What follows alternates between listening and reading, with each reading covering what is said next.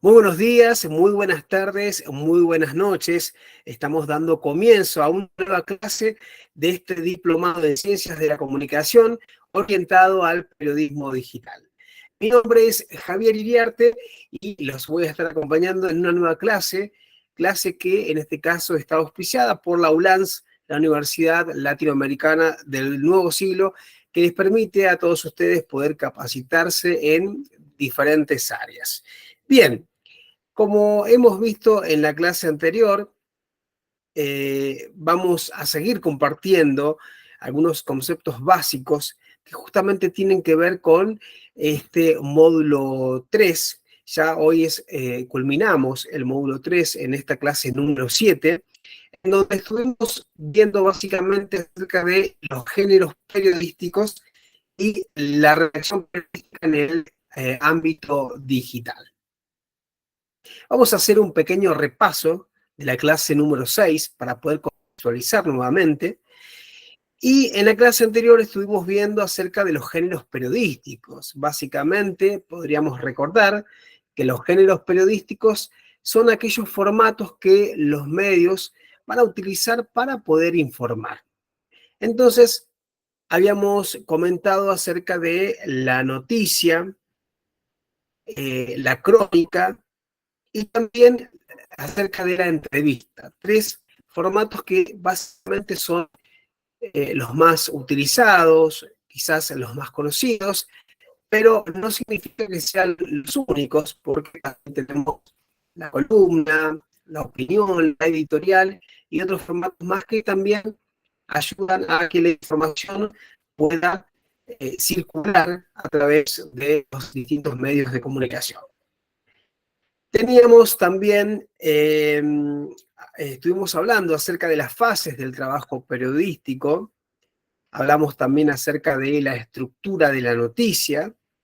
Recordemos esta idea de la pirámide invertida, en donde tenemos la cabeza, en donde encontramos los datos principales del tema que vamos a tratar, y habíamos dicho esta posibilidad de agregar lo más importante en el título, que es parte de la cabeza de la noticia, en donde vamos a introducirnos acerca de lo que vamos a estar viendo, ¿sí? O en todo caso lo que vamos a estar leyendo en el cuerpo de la noticia. Recordemos entonces que vamos de la cabeza al cuerpo, de lo más importante hasta lo menos importante en la noticia. También habíamos visto acerca de la clasificación de la crónica. Tenemos distintos tipos de crónicas. Hemos visto acerca de la crónica de opinión, por ejemplo, la crónica informativa, y así como estas, también estuvimos viendo otras más que son también parte del estilo de la crónica. Recordar también que crónica tiene que ver con una cuestión de tiempo. Entonces, las noticias se utilizan en pos de actos determinados, situaciones determinadas que suceden en el tiempo, y en este caso el factor de hora, día, tiempo es fundamental. También habíamos visto acerca de la producción y la clasificación de la entrevista. Sí, teníamos también distintos estilos de entrevistas que nos iban a permitir la recolección de información a través de distintas fuentes. Y por último, estuvimos viendo acerca de la escritura y la lectura en entornos digitales. Entonces entramos así a nuestra clase número 7 de este módulo 3. ¿Y qué vamos a hablar acá? Vamos a seguir básicamente hablando sobre los formatos digitales. En este caso vamos a hablar acerca de la redacción periodística para los medios digitales. Bueno, algunas de las características fundamentales de los medios digitales tienen que ver con estas tres. Por un lado, la hipertextualidad, que ya lo habíamos mencionado en la clase anterior, la posibilidad de tener ciertos enlaces o links que nos van a llevar a otras páginas que en cierta manera van a tener una relación con la página que estamos viendo. Habíamos también visto la multimedialidad, que tiene que ver con esto de poder ver en una misma página no solamente textos, sino también imágenes y poder contemplar videos. Y hablamos acerca de la interactividad, esta posibilidad que nos genera la red social o la página, el blog, de poder dejar algún comentario y a la vez ser respondido por el autor de dicha página o dicha publicación. Vamos entonces a ver detenidamente cada uno de estos puntos. Bien, ¿qué es la hipertextualidad? Cuando hablamos de hipertextualidad nos referimos básicamente a la capacidad de los medios digitales para conectar información a través de enlaces. Vendrían a ser estos pequeños hipervínculos que nos van a dar la posibilidad de automáticamente ir a otra página, a otra pestaña para poder ampliar la información o en todo caso para poder contrastar lo que se está diciendo en la página que estamos viendo. Permiten básicamente al usuario navegar entre diferentes contenidos de manera no lineal. En lugar de seguir una estructura secuencial, los usuarios pueden saltar entre textos, imágenes, videos y otros recursos relacionados, creando su propio camino de exploración de la información. Un ejemplo claro de esto podríamos citar el artículo de una enciclopedia digital, en donde podemos encontrar palabras subrayadas, por ejemplo, o con otro color, en especial, mayormente para los artículos se coloca un color azul, en donde nosotros lo que vamos a hacer básicamente es darle clic a esa palabrita subrayada en color azul o de otro color, en este caso que va a ser totalmente diferente a las demás palabras, y esto nos va a llevar a otros artículos relacionados, permitiéndonos navegar y profundizar lo que estamos viendo con respecto a una información determinada. Si lo trasladamos a algo muy sencillo, podemos decir que Wikipedia es una página que justamente nos permite conectarnos con otras páginas para, obviamente, ver información extra sobre lo que se está diciendo. Tenemos también la multimedialidad, que ya, si bien un poquito hablamos acerca de esto, tiene que ver con esto de integrar diversos formatos de contenidos en una sola plataforma.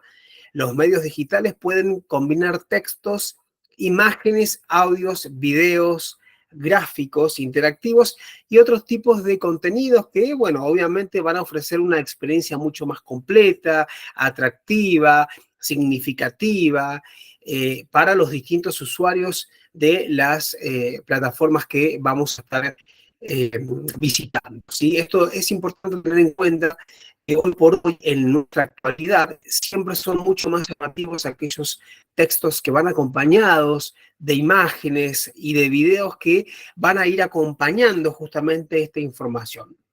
Recordemos que muchas veces hay páginas o sitios web que no tienen justamente información textual, sino que directamente nos emiten a un video, el cual nos va a demostrar o nos va a permitir ver una información determinada. ¿Sí? Es el caso, por ejemplo, de las plataformas de películas o, en todo caso, plataformas como YouTube, que básicamente tienen muy poca información textual.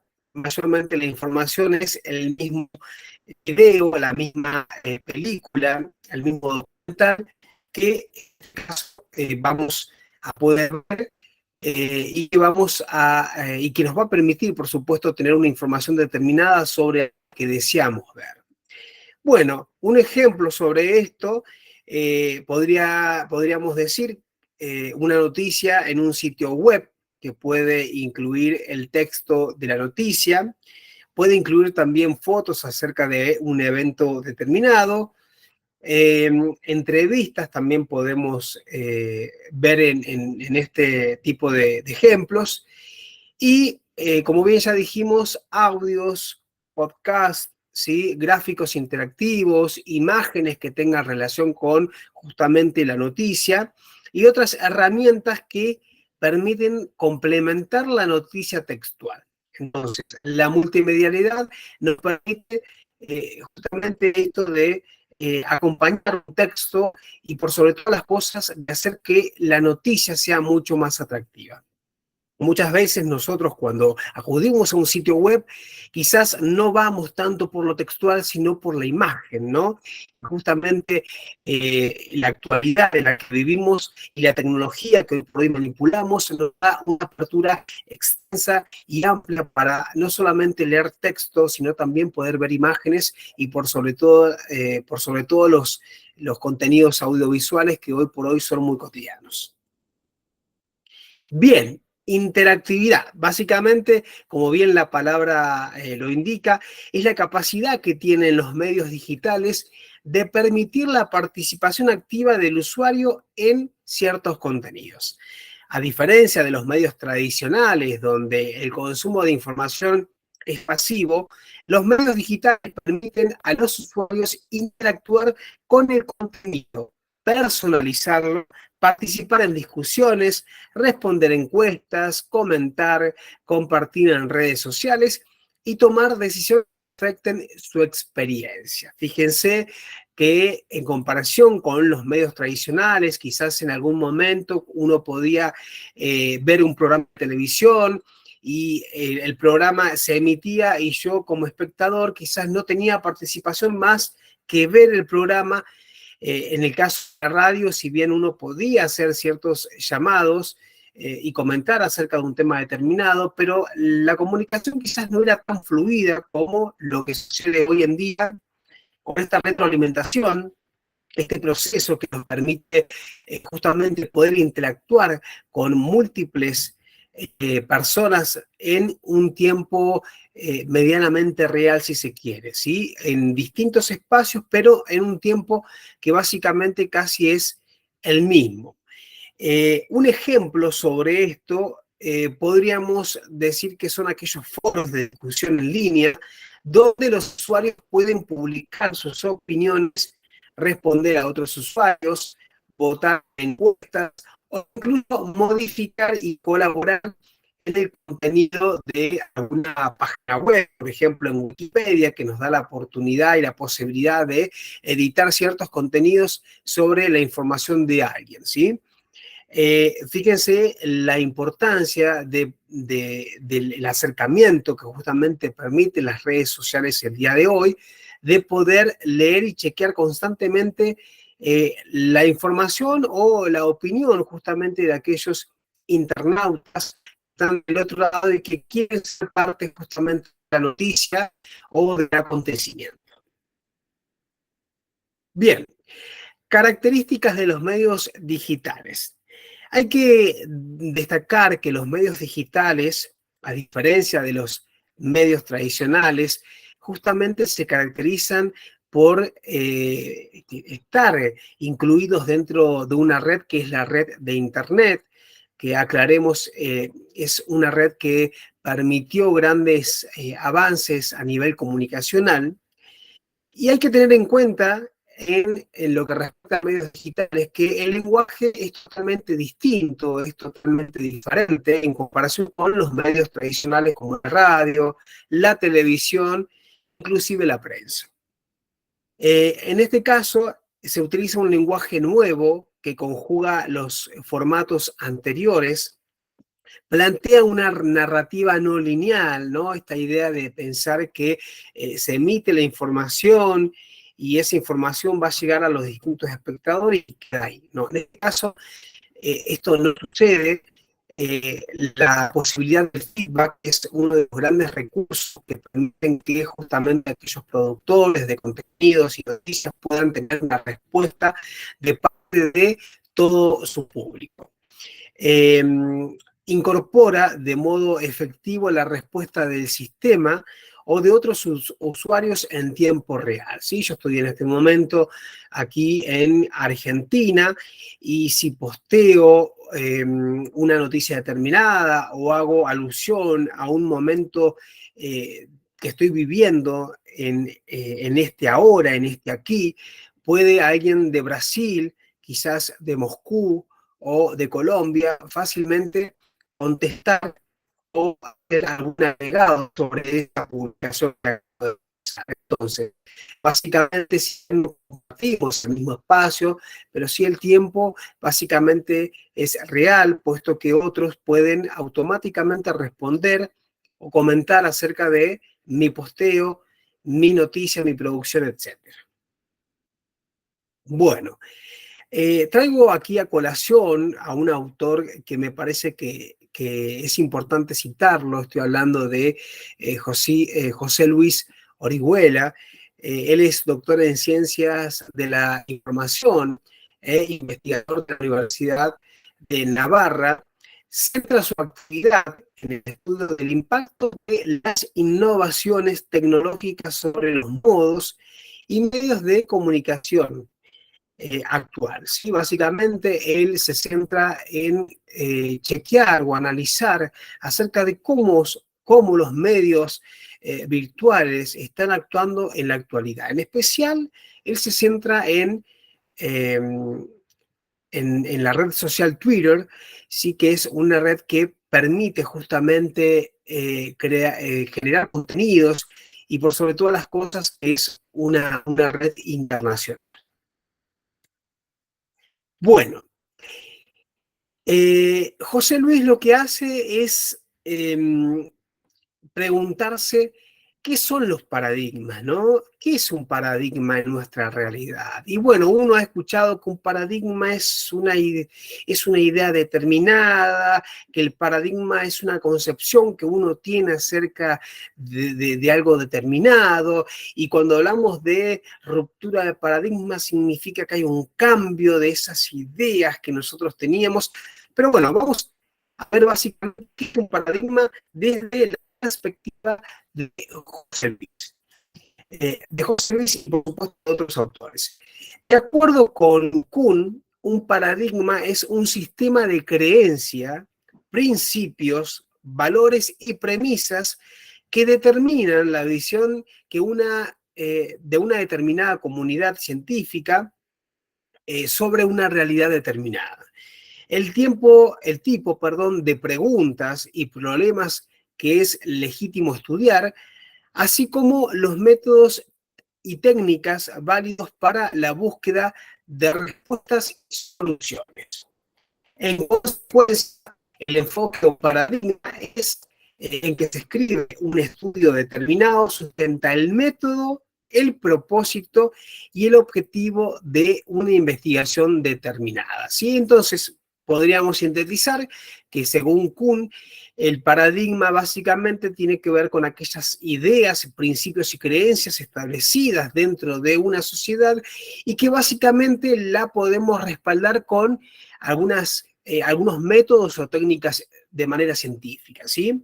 Entonces, por ejemplo, para situarnos en un ejemplo real, podríamos citar por un lado al modelo geocéntrico, que en este caso fue establecido por Ptolomeo, allá más o menos en el siglo XI después de Cristo, en donde se produce o en donde podríamos decir hay un cambio radical sobre la idea del modelo geocéntrico, que en este caso se pensaba que la Tierra era el centro del universo y que los demás planetas iban alrededor justamente de la Tierra, ¿no?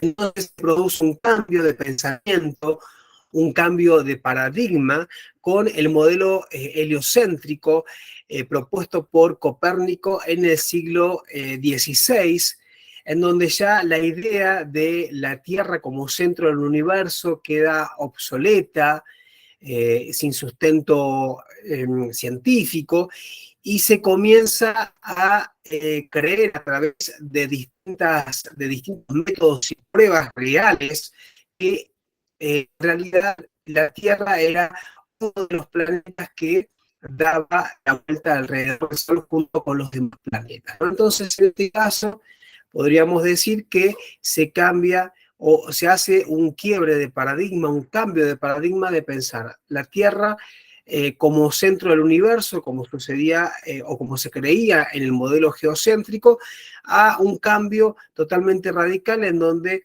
el modelo heliocéntrico va a indicar que el Sol es el centro y alrededor están los demás planetas, incluidos la Tierra. Bien, como dijimos anteriormente, hay un cambio de paradigma, hay un quiebre de esas ideas para, obviamente, incorporar otras concepciones, otras ideas que podríamos de alguna manera decir que son superaciones de teorías, ¿no? Que en algún momento quizás sirvieron para la época determinada, pero que gracias a las investigaciones, gracias a los estudios, se produce un quiebre y la percepción del mundo, o en todo caso las ideas de los seres humanos va cambiando y mutando. Entonces, lo más difícil y a la vez lo más valioso consiste en integrar medios diferentes en uno solo. Por ejemplo, en el caso de los medios actualmente, la cuestión de incorporar texto, sonidos, imágenes en movimientos, en este caso los videos en diferentes formatos, la búsqueda en bases de datos, incluso si los resultados no son satisfactorios, el periodista de Internet debe intentarlo, pues al menos será una oportunidad de aprendizaje. ¿Y por qué básicamente José Luis Orejuela va a decir que hay un cambio de paradigma en los medios de comunicación? Porque justamente los medios hasta antes de la creación del Internet funcionaban de una manera distinta, de una manera totalmente determinada. Aparece Internet.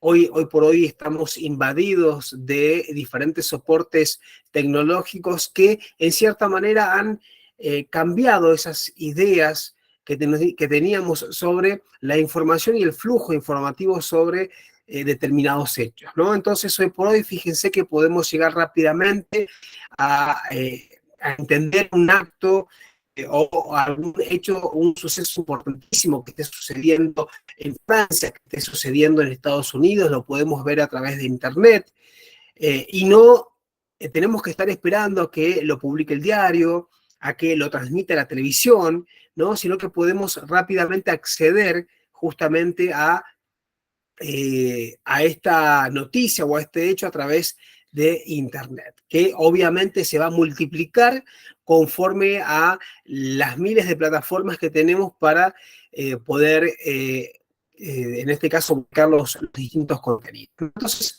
podemos decir que hay cambios de paradigmas que son constantes y que justamente se producen con la creación de Internet y los medios digitales. Entonces, fíjense que si nos ponemos a pensar en otro ámbito, en el caso de la robótica, justamente genera también un cambio de paradigma, en donde ya el hombre deja de ser parte de ese esfuerzo mecánico que en una determinada época lo realizaba, y la inteligencia artificial o la robótica justamente pasan a hacer o a realizar, a suplantar ese trabajo que el hombre hace. Entonces podríamos decir que tenemos un cambio de paradigma en donde el hombre es reemplazado por la máquina. Y fíjense los grandes cambios que se producen a nivel social, ¿no? Esta idea de pensar que una máquina puede hacer el mismo trabajo de una persona, pero con la diferencia de que no se va a cansar, ¿no es cierto? Entonces, para ejemplificar en algo quizás que esté apartado de los medios de comunicación, podríamos mencionar el ejemplo de la inteligencia artificial. Y así como esos, hay muchos ejemplos que justamente han cambiado de paradigma en la humanidad. Bien, cambios de paradigmas entre los medios tradicionales y medios digitales. Recordemos que cuando hablamos de medios tradicionales nos referimos a los grandes medios de comunicación que existieron en un momento y que siguen existiendo en la actualidad. Estamos hablando de la prensa, el diario, los medios televisivos, los medios radiales, podríamos decir en contraposición, no vamos a decir en oposición, porque en realidad creo que tanto un medio se nutre como de los demás. Entonces podríamos decir, en contraste con estos medios aparece Internet y justamente los medios digitales a permitirle al hombre que la vida sea mucho más fácil. Bien, vamos a ver la diferencia entre los soportes tradicionales y los actuales medios de comunicación digitales para ver cuál es el cambio que se produce en distintas áreas de estos tipos de medios. Fíjense que en lo que respecta a la producción de contenidos, podríamos decir que en los medios tradicionales, la producción de contenidos ya sea en la televisión, en la radio, en los periódicos, estaba básicamente centralizada, ¿no? Los periódicos, los editores y productores controlaban la creación y difusión de la información. O sea que básicamente había distintos departamentos que se encargaban de distintas áreas en la producción justamente de la noticia para que ésta pudiese ser transmitida por los diferentes formatos. ¿Qué sucede con los medios digitales, los medios virtuales? Bueno, en estos medios la producción de contenido está descentralizada, ¿sí? Cualquier persona con acceso a Internet, que tenga en este caso una red Wi-Fi o una red de Internet por cable, puede crear y compartir contenidos a través de diferentes soportes, ¿sí? Estamos hablando de redes sociales, páginas web, plataformas, blogs, etcétera. Estos cambios, en cierta manera, podríamos decir que democratizan la producción. ¿Y por qué hay una democratización? Y porque en este caso la posibilidad de que todos puedan utilizar los medios está al alcance justamente de todos, ¿no? Esto permite, por así decirlo, una mayor diversidad de voces y perspectivas. Si nos ponemos a pensar en los medios radiofónicos o en la misma prensa, no cualquiera tenía acceso a la producción justamente de estos contenidos. Esto de lo que estamos hablando justamente tiene que ver con la posibilidad de que cualquiera que posea conocimiento pueda, en este caso, producir en diferentes formatos. Y más adelante lo vamos a hablar con un tema que me parece que es muy importante y tiene que ver con el nuevo periodismo, ¿no? Un nuevo periodismo también conocido como periodismo literario, que es el periodismo que en la actualidad estamos experimentando.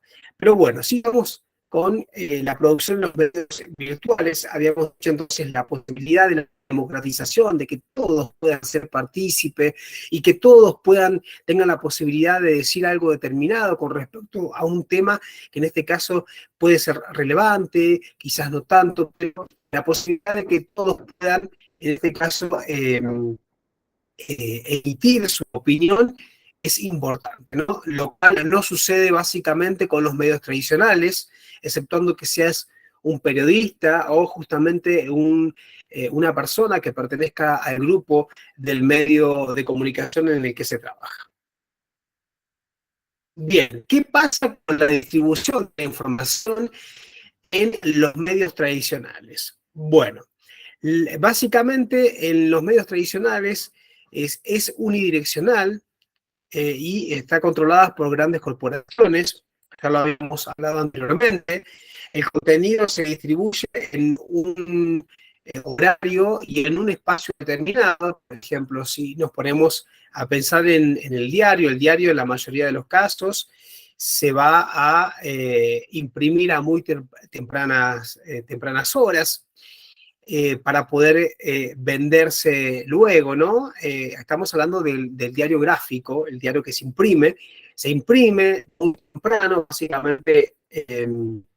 Quienes se encargan del trabajo de la impresión, lo que hacen es trabajar en el horario nocturno, de madrugada, se imprime la cantidad en este caso, de ejemplares, y se va a distribuir en diferentes locales que obviamente van a vender estos ejemplares, ¿no? Entonces acá estamos hablando de un tiempo determinado, una hora específica, y de por medio vamos a hablar acerca de una distribución, porque es el mismo diario el que distribuye a diferentes lugares para que luego sea vendido. En el caso de la radio, tenemos que tanto la radio como la televisión, hay ciertos programas que son emitidos en un horario determinado, ¿no? Esto quiere decir que yo sé que a las 7 de la tarde o a las 12 del mediodía aparece la transmisión del noticiero, ¿no? Entonces sé que esos horarios son básicamente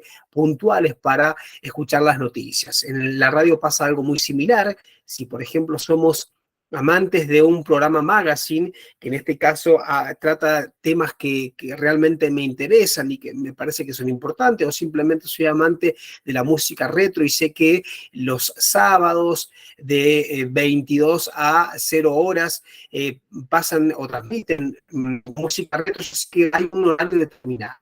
En el caso de la tecnología o los medios virtuales no sucede eso, ¿no? Tenemos la posibilidad de poder transmitir en cualquier momento independientemente del horario. Fíjense, en el caso de los medios virtuales, se distribuyen de manera multidireccional. La posibilidad esta de reproducir en diferentes formatos, de reproducir en diferentes y múltiples plataformas. Y algo fundamental que tiene que ver con la instantaneidad, ¿no? Esto de que sea ya, ahora, en este momento. Lo quiero publicar, lo hago, lo transmito en este momento y también si quiero volver a hablar acerca del tema, lo puedo transmitir más tarde, ¿sí? Entonces, la importancia de lo instantáneo, del momento, de la hora.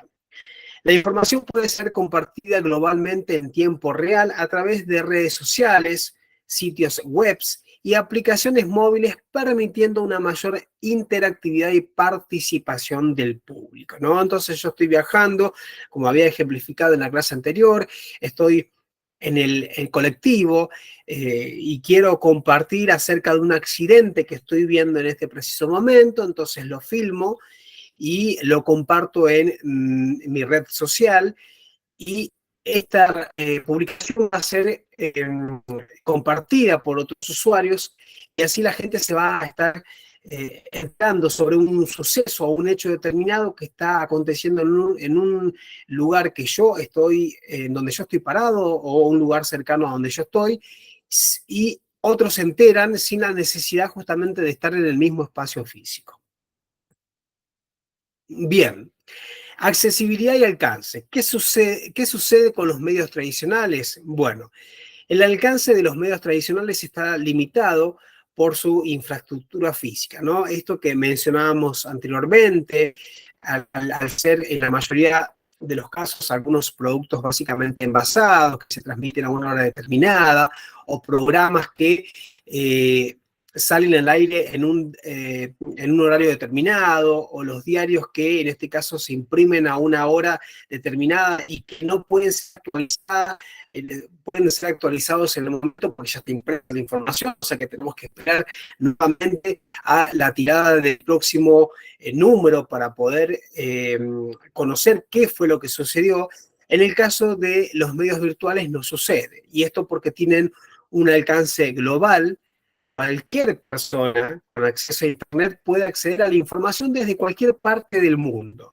Esto amplía enormemente la audiencia potencial de cualquier contenido, ¿no? Entonces yo en este momento estoy en Argentina y puedo ver sin ningún inconveniente una publicación o una noticia que tiene que ver con Asia, por ejemplo, con Estados Unidos, con África, sin estar en esos lugares, simplemente con la utilización de algún medio digital y a través de las redes sociales, puedo justamente ser parte de esa noticia o puedo enterarme sobre esa noticia determinada, ¿no? Entonces aquí esta brecha se básicamente minimiza y básicamente puedo decir que me puedo informar en cualquier momento sin necesidad de estar en los lugares en donde estos acontecimientos se están desarrollando. Bueno, ¿qué pasa con la interactividad en los medios tradicionales? Bueno, la interacción con el público en los tradicionales es básicamente limitada, ¿no? Yo, supongamos que, bueno, me da la posibilidad de hablar por teléfono, de hacer una llamada al aire y puedo comunicarme, pero a la vez, si hay otro hablando por teléfono, alguien que me haya ganado, entonces tengo que esperar a que esa persona corte y yo recién ahí hablar por teléfono. En el caso del diario, básicamente la participación del espectador es mínima, exceptuando que haya una sección en donde yo pueda agradecer sobre algo determinado que ha sucedido, ¿no? Pero sin embargo, no puedo, digamos, tener una comunicación o una interacción que sea fluida, como sí sucede en los medios virtuales, ¿no? Puesto que los medios virtuales facilitan esa interacción constante y directa con el público. Entonces, los usuarios en los medios virtuales pueden comentar, pueden compartir, pueden reaccionar en tiempo real, ¿no?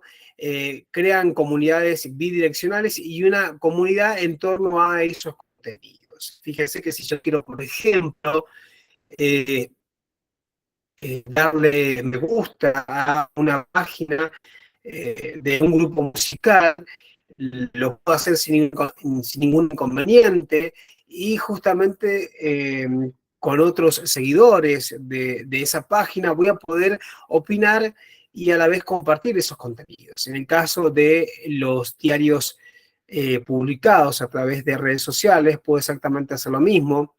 Si yo le doy me gusta o en todo caso agrego a un diario nacional, es porque en primera instancia estoy de acuerdo o establezco una relación de empatía con ese medio, le doy clic, lo acepto, lo agrego, me aceptan y a la vez puedo acceder a todo ese contenido, ¿no? Y a la vez opinar también acerca de esas noticias que este medio me va a permitir, me va a brindar o me va a facilitar. Bien, ¿qué pasa con la cuestión remunerativa? Esto es algo también muy importante porque hay un gran cambio de paradigma con respecto a la cuestión dinero. Sabemos que para eh, crear un medio tradicional o para, en este caso, poner uno como periodista, si desea poner un medio de comunicación, ya sea un canal de televisión, un diario, ¿no? Nos va a costar muchísimo. Esto va a implicar muchos gastos, porque obviamente no es tan sencillo. Fíjense que en el caso de los medios tradicionales, la monetización en estos medios se basa en la publicidad en especial y en las suscripciones, ¿sí? Hablamos básicamente de la publicidad porque en la mayoría de los casos las propagandas eh, no justamente ejercen, digamos, o no te brindan esa remuneración esperada, puesto que en la mayoría de los casos la propaganda es básicamente sin fines de lucro, mientras que la publicidad justamente el objetivo de esta es generar un ingreso para el medio de comunicación, ¿no? Entonces, la propaganda, los suscriptores van a justamente permitir que haya una entrada de dinero para que el medio obviamente pueda sostenerse. Los ingresos dependen de la venta de espacios publicitarios y de las audiencias. Ahora, ¿qué sucede con los medios virtuales? Bueno, las estrategias de monetización son variadas, incluye publicidades en líneas, marketing de afiliación, contenidos patrocinados, el crowdfunding, las suscripciones en plataformas digitales, y además las plataformas pueden recopilar y analizar datos para personalizar la publicidad y maximizar los ingresos. O sea, ¿qué pasa con los medios virtuales? O sea, ¿la publicidad deja de estar? No, la publicidad no va a dejar de estar, al contrario, estamos siendo invadidos constantemente con la publicidad, y lo que va a permitir justamente la publicidad es que cierto sector se beneficie económicamente, y en especial las páginas web que van a, en este caso, ser patrocinadas por ciertos entes publicitarios, ¿no? Lo que sí es importante tener en cuenta que si yo soy un medio independiente y quisiera no generar de pronto publicidades en mi medio porque no la necesito y no quiero tener una entrada económica, lo puedo hacer sin ningún inconveniente. Sin embargo, en los medios tradicionales, la publicidad o la suscripción, en este caso, es fundamental porque es la que les va a generar una ayuda económica para poder sostenerse. ¿Qué pasa? Si yo tengo internet, con tener internet también es suficiente porque puedo tener mi diario online sin la necesidad de hacer grandes gastos económicos. Bien, acá yo hago como una especie de analogía, si se quiere, para comprender qué fue reemplazado por qué en la actualidad, si lo pensamos en cuestión de reemplazo. Si bien considero que nadie reemplaza a nadie, pero sí hay una realidad, y es que los nuevos formatos o la aparición justamente de estos contenidos en plataformas virtuales han, en cierta manera, asado a los medios tradicionales, ¿no? Entonces, por ejemplo, tenemos que los periódicos, o sea, la prensa gráfica, la prensa palpable, el diario, fueron básicamente reemplazados o fueron alcanzados básicamente por el formato de blogs o páginas webs, redes sociales que justamente, en este caso, tengan que ver justamente con noticias, ¿no? Entonces podríamos decir que hay un alcance o un reemplazo, no me animo a decir eh, una superioridad, porque considero que cada formato tiene su lado positivo, así como personas que aman leer, por ejemplo, el diario impreso o un libro impreso. Hay quienes aman leer a través de una tablet o un celular, y hay quienes, en este caso, no gustan justamente de leer libros en estos formatos, ¿no? Entonces, podríamos decir que depende también del público, pero sí hay una realidad, y es que los medios digitales nos han invadido. Entonces, por ejemplo, si pudiéramos hacer un versus acerca de los diferentes formatos, podríamos decir que el diario The New York Times fue, en cierta manera, o alcanzado o básicamente fue igualado por algunos blogs como BuzzFeed o HuffPost, por ejemplo, ¿no es cierto? HuffPost.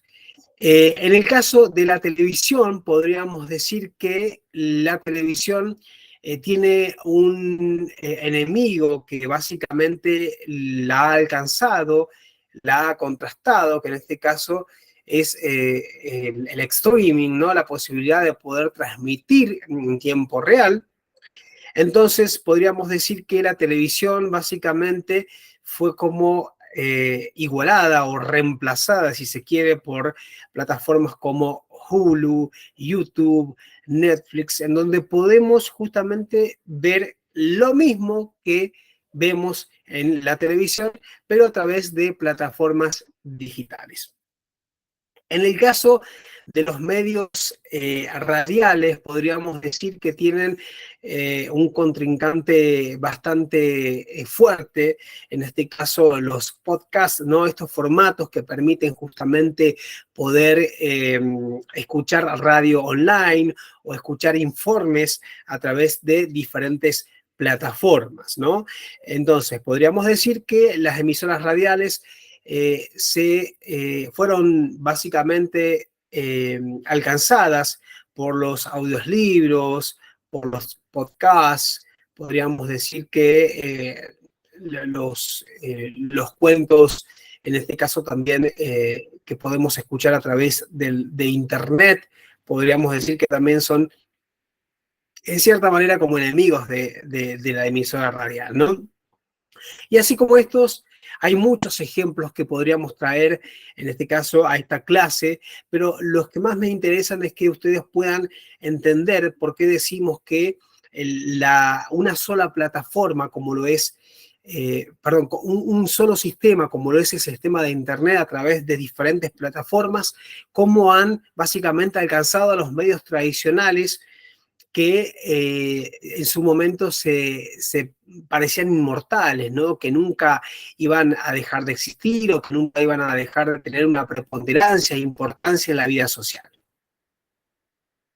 Bien, antecedentes sobre cómo uno en los medios digitales debe proyectar la información, ¿no? Esto es importante a tener en cuenta porque si somos periodistas o al menos queremos incursionar en el ámbito periodístico, en el ámbito de la producción de noticias y de contenidos virtuales, es importante tener en cuenta porque no es que si yo hoy por hoy quiero básicamente comenzar a escribir, lo hago de cualquier manera, ¿no? Recordemos que una buena redacción, una buena, una buena ortografía va a permitir que obviamente el medio o el espacio virtual sea totalmente creíble, ¿no? Entonces encontramos que la redacción para Internet sigue principios del periodismo, ¿sí? Entonces, básicamente seguimos la misma línea, así como yo debo escribir para la redacción de un diario, no debo dejar de tener en cuenta esos criterios para la Internet. Entonces, encontramos que es importante a la hora de escribir utilizar una economía de palabras. ¿A qué me refiero cuando hablo de economía de palabras?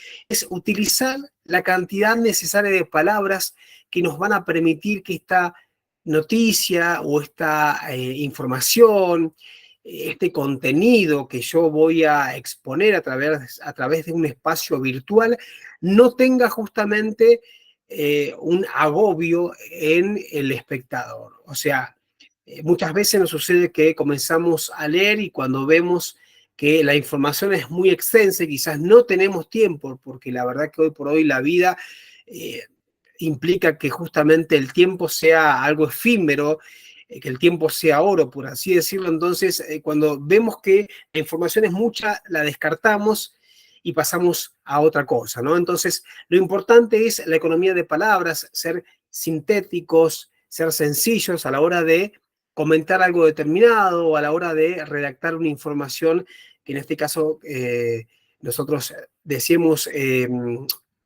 básicamente publicar. La buena redacción, como decía anteriormente, ¿no? Una página o un colaborador de página o un periodista que en este caso tiene buena redacción, sin duda va a ganar crédito. Recordemos que una persona que no escribe correctamente, lamentablemente no se la puede tomar en serio.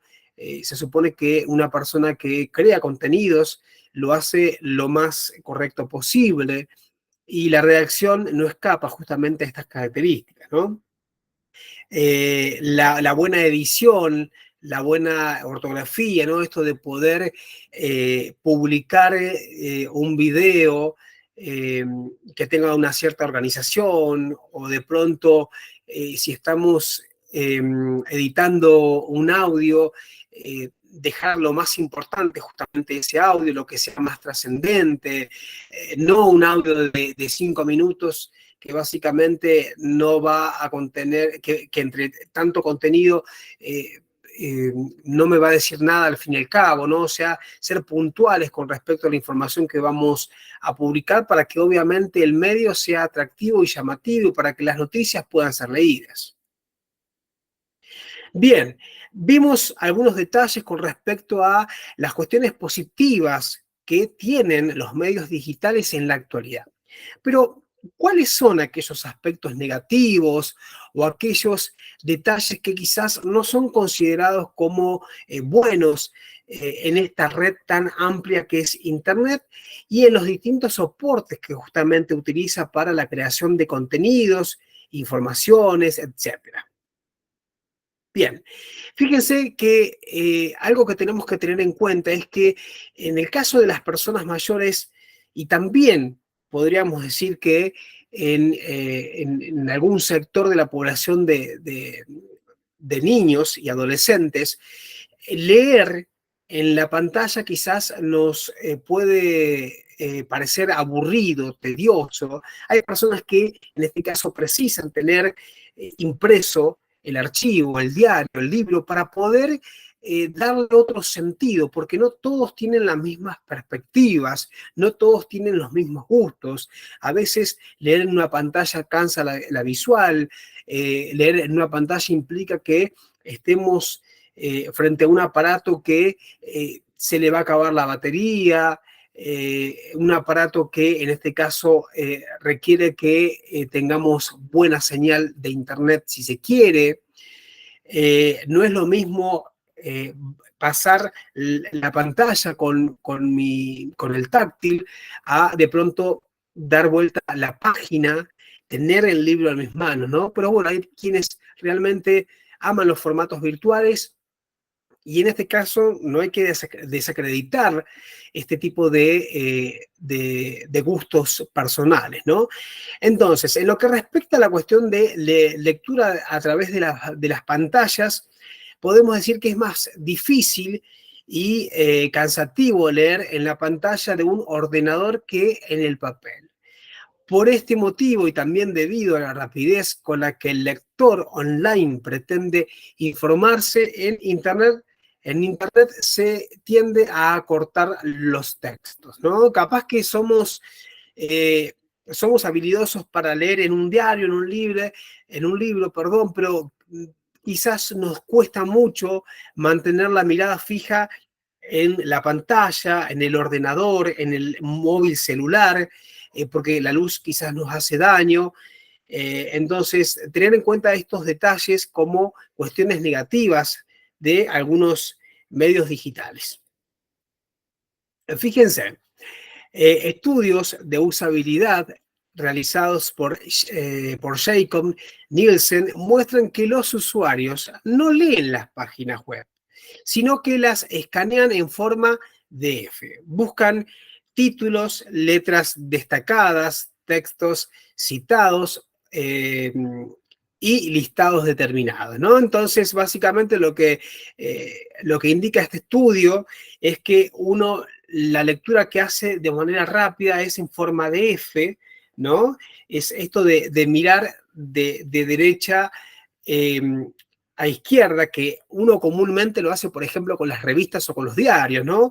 Y de allí va bajando y básicamente se va centrando en cuestiones llamativas, como por ejemplo imágenes y sus respectivos epígrafes.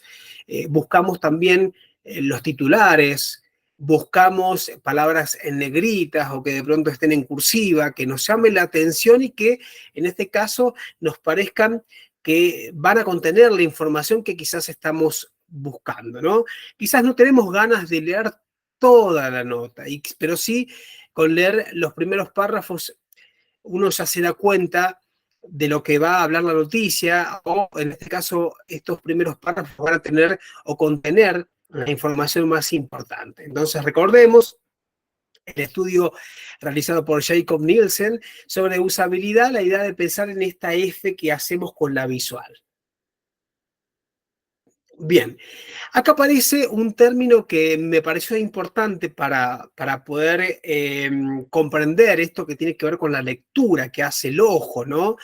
Este concepto de A-track, ¿no? Una palabra en inglés que básicamente para poder definir lo que es el A-track, lo podríamos definir como aquel seguimiento o aquel rastreo que yo hago con mis ojos, en el que se descubre un recorrido visual que los usuarios y en este caso todos básicamente hacemos acerca de los sitios web cuando nos enfrentamos a la lectura de los contenidos, ¿no? Entonces, ¿cómo es este recorrido que hacemos con los ojos? Básicamente el punto de entrada de la vista es el inicio del texto y no las imágenes, ¿no?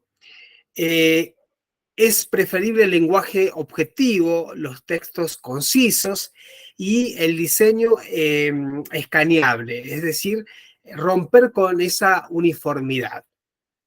Para motivar la lectura se debe usar una fuente suficientemente grande, de lo contrario se hace un vistazo general, ¿no? Entonces supongamos que necesitamos que la noticia o la nota o la información que vamos a leer no tiene caracteres que sean llamativos o que sean muy pequeños, difícilmente vamos a continuar con esa lectura, ¿no? Entonces, fíjense que según el estudio de Nielsen, entonces habíamos dicho que con la visión hacemos un vistazo en forma de F. Esto tiene que ver justamente con patrones que uno va repitiendo.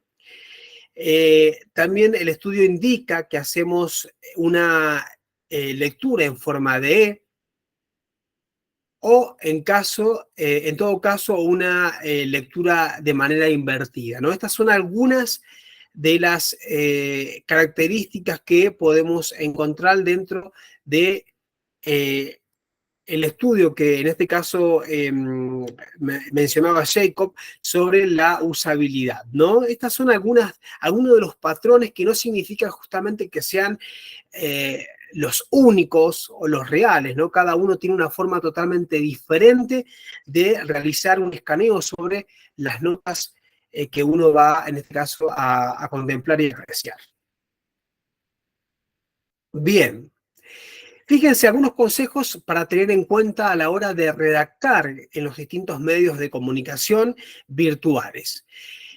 Esto también lo llevamos, lo traspolamos también al medio, sin duda, tradicional como lo es el periódico, ¿no? Esto de que siempre sea algo conciso, puntual, no dar tantas vueltas, ¿no? Como decíamos en un comienzo de esta clase, los aspectos de la redacción para el diario también la tenemos que tener en cuenta para los medios digitales. Entonces, las historias cortas son tres veces más vistas que las largas. Si nos ponemos a pensar en un video de 9 minutos, en donde voy a contemplar sobre la vida de una persona, que en este caso el medio va a testimoniar sobre ella, difícilmente me voy a contemplar esos 9 minutos de video, ¿no? Quizás esté los primeros minutos y ya después me canse y deje el video y descarte el video, lo deje de lado, ¿no? Entonces, la importancia también de sintetizar también a la hora de reproducir o en cierta manera de producir un video determinado, ¿no? Esto es importante tenerlo en cuenta ante cualquier tipo de formato que nosotros utilicemos para la divulgación de ciertas noticias o contenidos. Entonces, sin embargo, cuando se encuentra algo de interés, la lectura es más profunda, ¿no? Es decir, si a mí me llama la atención lo que acabo de leer, o si el título me llama la atención, voy a continuar. Pero la importancia de esto de sintetizar las historias o lo que voy a redactar para que obviamente sea mucho más fácil a la hora de la lectura de parte de los espectadores. Algo también que es fundamental tiene que ver con los párrafos, utilizar párrafos cortos, los cuales obviamente siempre se van a desempeñar mucho mejor que los más largos, ¿no? Esto de pensar que uno va a leer una noticia tan extensa, sin duda aburre y hace que básicamente la persona pase a otra red social o que de pronto pase a otra noticia o a otro contenido. Entonces, las historias que los incluyen, hablo de los párrafos cortos, ¿no? Reciben el doble de atención visual comparados con los más largos. Se recomienda que contengan entre 20 o 30 palabras cada uno de los párrafos para que no sean tan extensos, ¿no? Entonces, más o menos, entre 20 a 30 palabras cada uno de los párrafos va a permitir que justamente estos contenidos puedan ser leídos con atención. Bien, los usuarios leen solo el primer tercio de los titulares, por lo tanto se hace primordial que las primeras palabras de los títulos sean enganchadoras, atractivas, que motiven a seguir leyendo el resto de la noticia, ¿no? Esto de pensar en los titulares en voz activa y no en voz pasiva, en donde el titular me va básicamente a introducir a la lectura, me va a dar un pequeño paneo o una síntesis sobre lo que voy a leer posteriormente es importantísimo. Entonces, titulares atractivos que me van a llamar la atención y me van a justamente hacer entrar en la lectura sobre un tema determinado. Otra de las cosas es también que posibilita, por cierto, la red de Internet, es aprovechar los hipervínculos. Como ya dijimos anteriormente, estos enlaces, estos links que me van a permitir ahorrar explicaciones acerca de algo determinado. Es decir, si yo, por ejemplo, estoy citando en una nota a Adolfo Bioy Casares, a algún presidente de la nación, a Stephen King, ¿no? Agregar un pequeño link o un enlace que me lleve a la biografía justamente de esa personalidad, ¿no? Entonces esto me va a permitir, para aquellos que no conocen sobre esta persona, conocer justamente detalles sobre la vida de ese referente. Entonces esto nos va a simplificar en cierta manera el trabajo. Fíjense que quienes quieran profundizar en un tema tienen la opción de hacerlo a través justamente de estos links, y los que no, bueno, siguen avanzando sobre la lectura, porque en este caso les interesa más la lectura que la idea de quién es la persona a la cual yo hice referencia en ese pequeño link o en ese enlace, ¿no? Entonces, esto tiene que ver con cuestiones personales, con cuestiones de gustos, cuestiones de necesidades personales que hacen básicamente referencia a la necesidad de conocer un poquito más acerca de lo que se está hablando.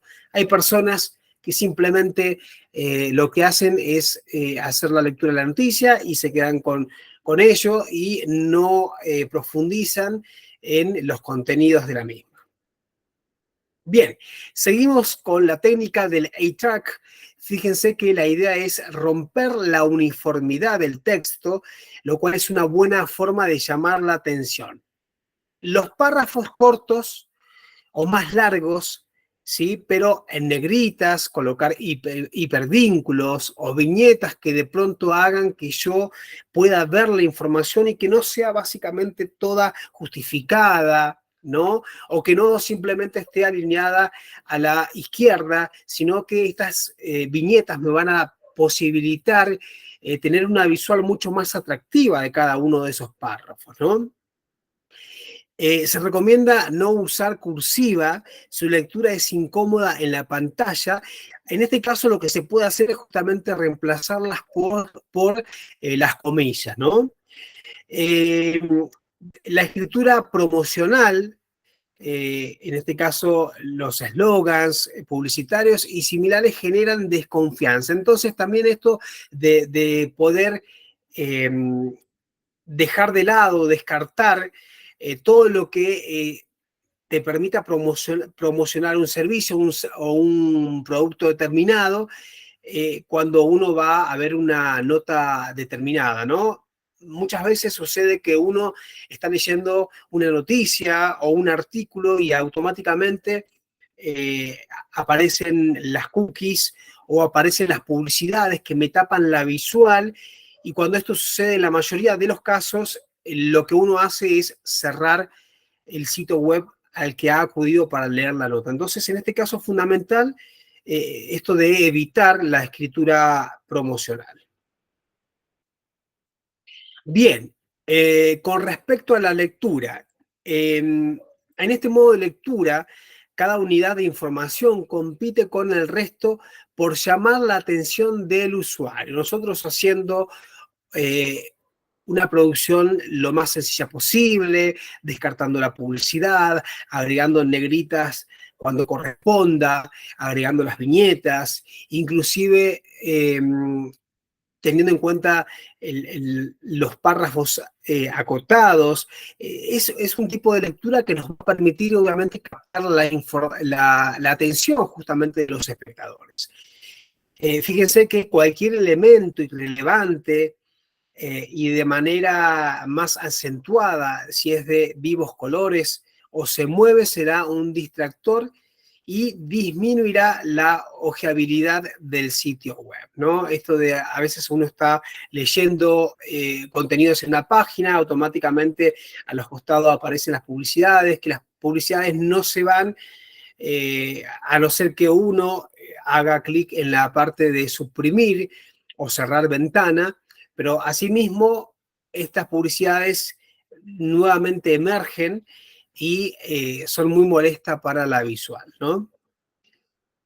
Acá tenemos, por ejemplo, una imagen que sin duda es muy llamativa. Fíjense cómo capta la atención del espectador, ¿no? Uno automáticamente mira la imagen y se pone a pensar por qué esa mujer lleva un zapato en la cabeza, ¿no? Entonces ya ahí estamos captando la información.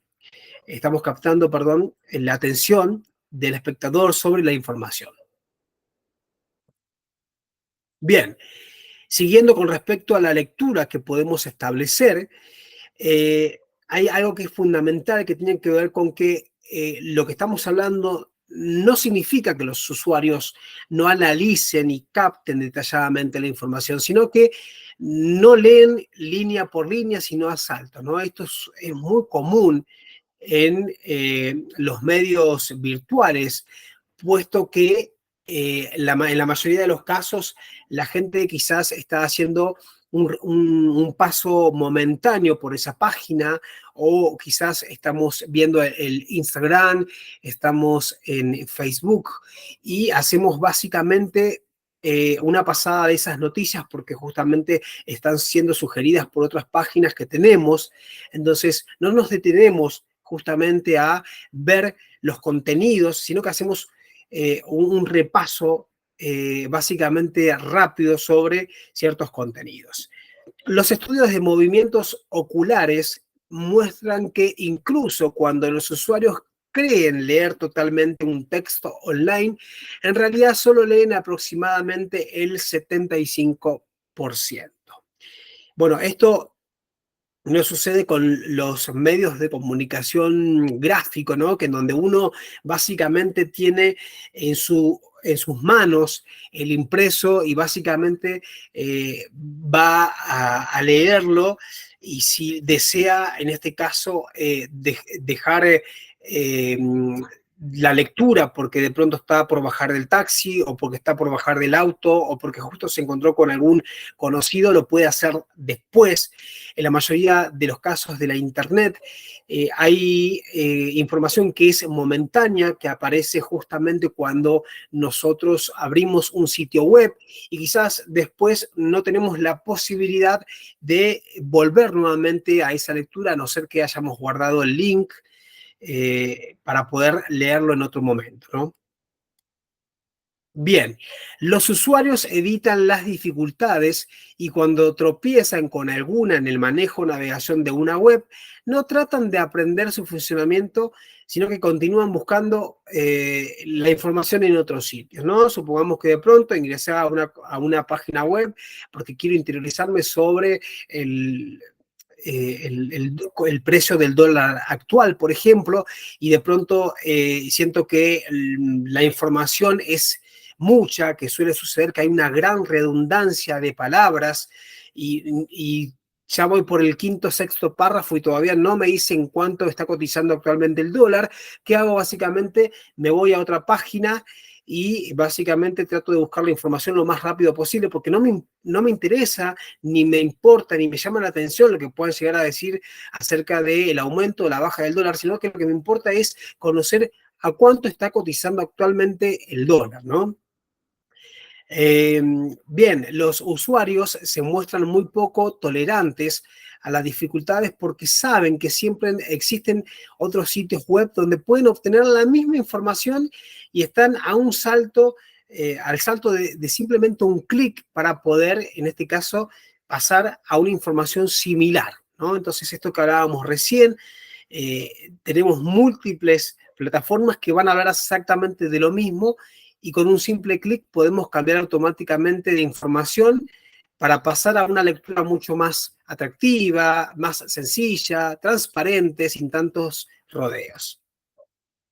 Bien, el modelo que ha sido enseñado por décadas ahora es llamado pirámide invertida vertical. Bueno, fíjense, volvemos nuevamente a esta idea de las noticias. Habíamos visto que la noticia tiene el formato de pirámide invertida, en donde encontramos en la parte superior, o sea, en la cabeza, lo más importante.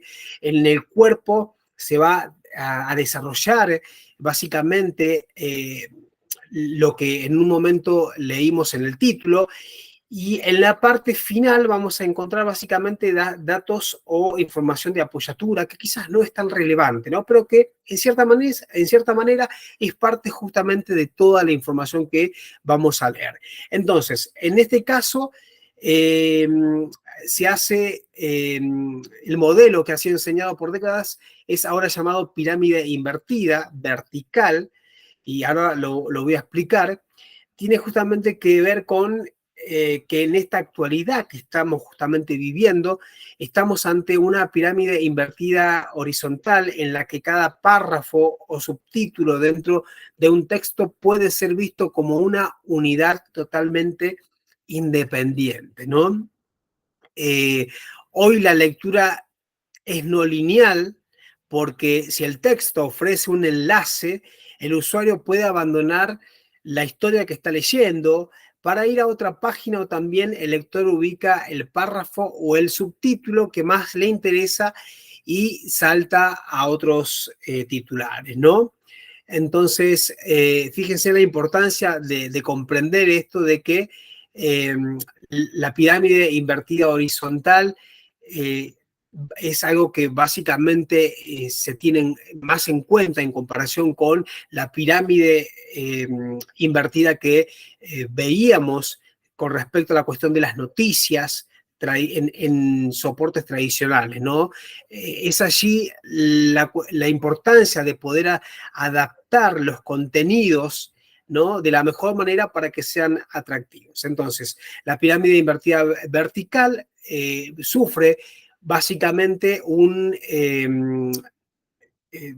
reemplazo en estos medios virtuales por la pirámide invertida horizontal.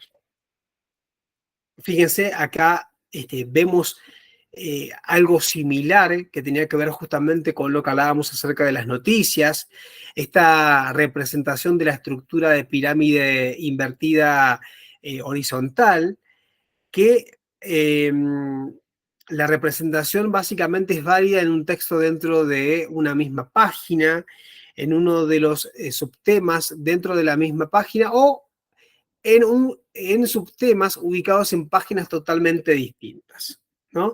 Fíjense que nosotros el recorrido lo que hacemos básicamente es similar al de la noticia, que en este caso se puede transmitir por los medios tradicionales. En la parte superior encontramos lo más importante. Sin embargo, en el medio de la noticia hay un orden de importancia en el que los elementos son desplegados, ¿no? O sea, podemos o no encontrar justamente datos relevantes, y al final de esta pirámide podemos también encontrar justamente datos importantes como al principio, ¿no? Si bien el título nos va a ofrecer un panorama acerca de lo que vamos a leer. En la parte final también podemos encontrar cuestiones relevantes sobre la nota, lo que no sucedía con la noticia en medios tradicionales. Bien, títulos y subtítulos. ¿Qué hay que tener en cuenta a la hora de realizar los títulos y los subtítulos en una nota determinada? Bien, las primeras palabras tienen que ser enganchadoras, como bien ya dijimos, atractivas, tienen que ser importantes, ¿no?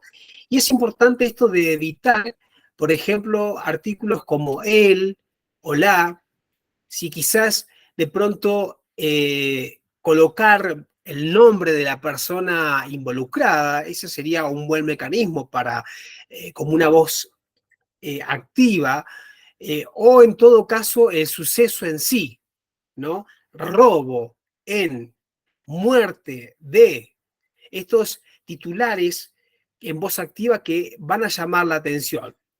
Bueno, los títulos y subtítulos tienen que dar una directa referencia al contenido o al texto que se sigue, ¿sí? Entonces, las metáforas, por ejemplo, lo que van a hacer es hacer perder o desincentivar al lector y en este caso corremos el riesgo de el abandono de la lectura sobre la nota. Fíjense, tenemos a nuestra derecha un ejemplo acerca de los titulares, en este caso un artículo de Twitter, en donde encontramos básicamente un titular en donde agregamos un número. Está en negrita, y fíjense que con el simple hecho de ver ese titular ya podemos interiorizarnos, o en todo caso podemos interesarnos por la nota que en este caso se publica en esta plataforma, ¿no? Importante tener en cuenta que tanto títulos como subtítulos deben ser pensados para que puedan ser transmitidos por el RSS, ¿sí? Los mensajes de texto o microbloggings tienen que responder en la mayoría de los casos para, obviamente, captar la atención a los patrones de búsqueda de Google, ¿no? O sea, uno, por ejemplo, va a la plataforma del buscador y coloca una palabra determinada, entonces eh, el hecho de que esta noticia o la noticia que en este caso que hemos publicado en una página pueda ser encontrada fácilmente por los usuarios. Bien, un ejemplo de esto de la búsqueda justamente tiene que ver con, eh, por ejemplo, en el caso de la muerte del general Bernales, se titula Adiós a un gran carabinero, es mucho menos ubicable que si el título incluye los términos muerte del general Bernales, ¿no? Que seguramente es el criterio que usarán para buscar información al respecto en cualquier motor de búsqueda. En este caso, uno de los más grandes, Google. Bien, con respecto a los números, ¿qué podemos decir sobre ellos? Es importante el uso de números también porque permiten quebrar la uniformidad del texto. Fíjense que anteriormente veíamos en la noticia, en el titular de Twitter, que dice 20 palabras y justamente el número aparece en negrita, pero más allá, independientemente de la negrita, el número ya llama la atención, ¿no? Entonces, lo que hacen básicamente estos textos con números es atraer al lector porque representan datos que pueden ser interesantes. O sea, ¿por qué ese número? ¿Qué significa ese número? ¿Es un porcentaje? ¿Subió la inflación en la nación? ¿Aumentó el desempleo? ¿Los sueldos han bajado? ¿Sí? es importante tener en cuenta esto de los números a la hora de realizar una nota. Bien, ¿qué se recomienda? Se recomienda justamente un uso, el uso justamente de los números cuando la cifra es fácilmente reconocible, ¿no? Por ejemplo, 1345, lo que va a facilitar la lectura cuando el lector necesite calcular los dígitos. Es mejor 2 millones que colocar básicamente toda la cifra, ¿no? Que también esto, obviamente, en la mayoría de los casos puede dificultar a la visual. Entonces, es importante colocarlo quizás con palabras. Algo que también es importante tener en cuenta es que se pueden mezclar justamente los números con las palabras, como en el caso de 2 millones, ¿no? No está mal hacerlo. Bien, se debe restringir al máximo el uso de los números romanos, casi solo a los siglos, puesto que se recomienda usar dígitos para, por ejemplo, el 21 grados, en el caso de que uno quiera básicamente decir cuál es una temperatura, ¿no? O decir 11º Congreso Médico, cuando se quiera hablar acerca del número de cantidad de eventos que se producen, ¿no? Esto es importante tenerlo en cuenta porque recuerden que cuando uno lee ciertos números, y en especial en números romanos, que no todos conocen los números romanos, se dificulta la lectura y en la mayoría de los casos a quien que está leyendo abandona la lectura, ¿no? Bien, ¿qué pasa con las referencias temporales?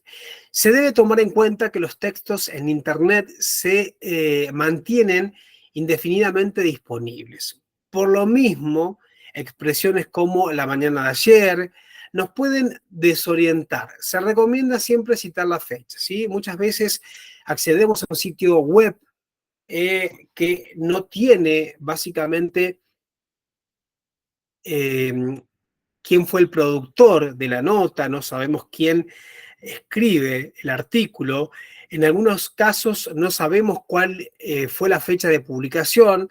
Entonces, es importante tener en cuenta en la mayoría de los blogs o páginas web, ¿sí? Esto de poner el tiempo determinado en donde, el tiempo determinado en el que se redacta la nota para que quien la lee o la contempla pueda situarse contextualmente, ¿no? ¿Cuándo fue? ¿Cuándo se hizo la redacción de esta noticia? ¿Se hizo el año pasado? ¿Es una noticia actual? ¿Es una noticia de hoy mismo? Es importante tener en cuenta esos detalles. O sea, esos detalles en cuanto al momento en producción de la noticia o de la nota o del contenido, nunca va a estar de más. Bien, fíjense, acá tenemos, por ejemplo, la noticia impresa, tenemos el título, tenemos un subtítulo, tenemos un copete, una bajada, y tenemos, en este caso, distintos párrafos que van a ser destacados independientemente del punto aparte, porque cada punto indica un párrafo nuevo. Fíjense la aparición de las sangrías, ¿no? Esta aparición de la sangría me permite entender que hay un párrafo nuevo, inclusive me permite que no sea solamente un solo texto a lo largo del artículo, que de pronto pueda, en este caso, desincentivarme. Encontramos también una imagen que tiene un epígrafe. Fíjense qué importante es tener en cuenta las imágenes, que también un poco nos van a sacar de la cantidad de caracteres que vamos a tener en la lectura de una noticia. Fíjense la diferencia de esta nota periodística impresa a una nota periodística digital. Es básicamente la misma. Y acá encontramos algo que es importante, que tiene que ver justamente con saber adaptar, la adaptabilidad de contenido, ¿no? No podemos escribir en un blog o en Facebook como lo haríamos para un diario que se imprime todos los días, por ejemplo, ¿no? Entonces, fíjense que tenemos la misma historia, pero contada de otra manera. Tenemos la foto, tenemos el epígrafe, y fíjense que acá encontramos la misma noticia, que está dividida en párrafos, pero estos párrafos están mucho más sintéticos, ¿no? Entonces tenemos objetos paratextuales que también van a ayudar a mi visual a que, en cierta manera, yo lea la noticia sin ninguna dificultad. Misma noticia, diferentes soportes. Bien, algo fundamental, y es que en Internet se tiende a acortar cada uno de los textos, ¿no? Porque si lo leemos, si lo tuviésemos que leer como lo leemos en un papel impreso, en un diario impreso, seguramente nos va a cansar y no lo vamos a leer. Entonces, la importancia de sintetizar a la hora de escribir en Internet. Fundamental, la sencillez, ¿sí? La sencillez básicamente lo que logra,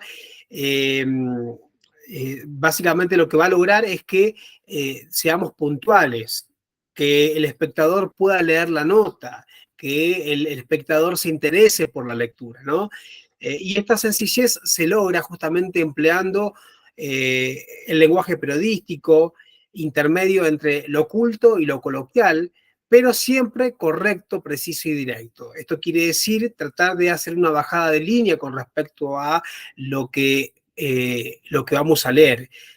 En alguna oportunidad lo comenté, si estamos leyendo una noticia o un artículo que va exclusivamente para un público especializado, como el público de farmacéuticos, o para un público de médicos, o para un público de arquitectos, sin dudas, la noticia no va a tener, digamos, gran complicación para ser interpretada, pero sin embargo, si nosotros publicamos un artículo que va para un público en general y tiene términos técnicos y complejos, difícilmente va a poder ser entendida y difícilmente vamos a continuar con la lectura porque no la vamos a poder comprender y entender. Entonces, ser sencillo a la hora de escribir, pero no dejando de lado esta cuestión de ser correctos, de ser precisos y directos. Bien, hay estudios que describen a los lectores de páginas web, incluso a académicos, como diversos y volátiles, por su hábito de picoteo de páginas, de lecturas parciales que no son concretas, ¿no? Leo un poco de este lado, voy a otro blog y leo un poquito más de aquel lado, o voy saltando de noticia a noticia que quizás no tienen relación una con la otra. Es por eso justamente esta denominación de lectores diversos y volátiles. Hay usuarios que son delfines, ¿no? Que saltan de un enlace a otro de modo casi aleatorio, y otros que son pirañas, para ser básicamente metafóricos, que básicamente son devoradores de información, que no tienen inconveniente de leer la información que sea, ¿no? Algunos consejos básicos a considerar en los momentos que tenemos que escribir o redactar para la página web. Bueno, es importante comenzar con palabras relevantes, ¿sí? Palabras que sean atractivas, que sean el gancho para yo poder atraer la atención del espectador, del lector. No justamente tienen que ser siempre verbos, pueden ser, como bien dijimos anteriormente, oraciones en voz activa. Fíjense, la voz pasiva sí es necesaria, pero en especial se utiliza la voz activa. No es lo mismo decir el escritor mexicano Carlos Fuentes presentó su libro, a decir Carlos Fuentes presentó todas las familias felices en el Centro Cultural Bella Época, ¿no? Entonces, fíjense que en la segunda oración utilizamos voz activa y básicamente le damos importancia al nombre del autor del libro, ¿no? Bien, con respecto a la puntuación, nada de oraciones largas ni de subordinadas en varios niveles, ¿no? Esto de la puntuación mínima, menos ideas en cada oración, frases que al menos contengan entre 20 a 30 palabras. También es importante esto de poder alternar frases cortas con frases largas. Por ejemplo, ahí tenemos un ejemplo, la frase corta alarga la vida laboral del redactor, ¿no? Y tenemos abajo el periodista del Tiempo, Daniel Samper. Bien. Evitar a toda costa repetir información. Muchas veces no nos damos cuenta y redundamos en ideas, pero cuando leemos nuevamente la nota nos damos cuenta que hay mucha redundancia. Entonces, esto de poder utilizar sinónimos como una forma, como una técnica para poder decir lo mismo, pero con palabras totalmente distintas, ¿no? La información distinta en cada elemento, bueno, como bien dijimos, un titular pensar en qué titular va a ser atractivo, también el extracto, ¿no? Que va a servir como un gancho o un vínculo a las noticias, los motores de búsquedas y los feed RSS, esto de los hipervínculos o los vínculos que podemos utilizar para que se pueda leer una información extra a lo que venimos hablando. En relación a las entradas, bueno, lo que digas en la entrada, no vuelvas a decirlo después, ¿no? No volver a repetirlo, tratar de evitarlo, o decirlo de otra manera, pero evitar la repetición. En Internet nada debe repetirse. Y con respecto a los vínculos, si hemos agregado alguno que otro en una palabra, no volver a escribir la URL del sitio web, porque con una vez que lo hagamos hecho ya es suficiente. Bien, vamos a ver la diferencia entre redacciones en los diferentes medios. Por ejemplo, en el caso de formatos impresos, solo los números dígitos del 1 al 9 se escriben con número, si el resto va con letras. Eso es importante destacarlo. Por ejemplo, si decimos 44 fallecidos, 2 viviendas incendiadas, esos números chicos decirlos con números, mientras que cuando hablamos de cifras que son superiores al 9, podemos en este caso mencionarlas escribiendo la palabra, ¿no? Como bien decía anteriormente, 16 muertos, 20 fallecidos, ¿sí? En el caso de la web, todos los números cortos y de cifras distintas atraen la atención entre la mancha de texto. Los números con muchos ceros es mejor reemplazarlos por las palabras miles, millones, etc. Un claro ejemplo podría ser 15 muertos y 21 heridos, o decir 2 millones, el 2 con el número y millones con palabras, ¿sí? Esto también es importante a tenerlo en cuenta. En relación a las referencias, esta cuestión de situaciones de tiempo, ¿no? Pensar en el uso del ayer, hoy, pasado, mañana, hace unos momentos, dentro de poco. En el caso de la web, pueden conservarse por tiempo indefinido y ser leídos en cualquier momento, ¿sí? A no ser que, obviamente, la nota amerite que se diga cuándo sucedió. Puede ser leído simultáneamente en diferentes horas, en diferentes zonas horarias, y es mejor utilizar, en el caso de la web, la hora o la fecha exacta. Cuando sea necesario, conviene especificar el lugar. Bueno, algunas recomendaciones generales. No olvidar la escritura lineal, ¿sí? Estamos hablando de cuestiones de sitios web. No olvidar tampoco la escritura para medios impresos, ¿sí? La que puede ser releída con calma porque el papel no lastima los ojos. Importante esto de leer muchos blogs e inspirarnos en el formato, en la redacción, en la sintáctica, en la brevedad que se utiliza. También esto de olvidarse de la inexactitud y las opiniones sin fundamentos de muchos otros blogs. Y también la recomendación de revisar Twitter y ejercitar la redacción periodística en menos de 140 caracteres, que es lo recomendado. Bueno, recuerden que ustedes tienen la bibliografía para poder hacer un seguimiento mucho más minucioso de los contenidos que hemos visto en el día de hoy. Recuerden, también pueden realizarme las preguntas que ustedes consideren pertinentes para poder, en este caso, sacarse las dudas con respecto a los distintos temas que hemos estado tratando el día de hoy.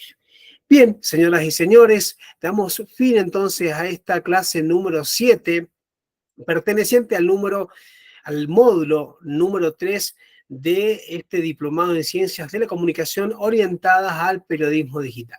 Mi nombre es Javier Iriarte y nos estaremos encontrando en una nueva clase la próxima vez. Que tengan un excelente día. Hasta luego.